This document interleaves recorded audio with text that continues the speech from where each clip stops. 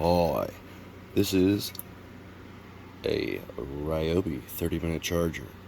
Got it in from the same gentleman who brought me the angle grinder in need of fix. As you can tell by the flux, I had a hack at that.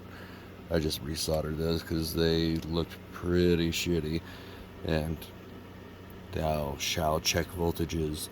When I checked in the drain and source, like, were the same voltage potential, not switching, I ended up just looking at those. They looked dry as hell, so I redid them. Anyways, this is the bottom of the board. As you can see, little micro up there controlling all the smarts. That's a 324 op amp, so it's comparing stuff and things, probably, well, the voltage of the battery. Ooh, look at that fancy isolation slot for the PT817. Beauty. Yes, I did that too. Well, that's the bottom of the board. Let's take it to the top. So, sorry, I'm not using my little tripod thing today. So when I got it in, it again didn't have any switching action to it.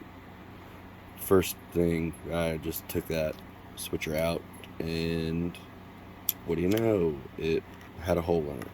So I ordered, I think it was 5 for $12. Probably never have another one to fix again.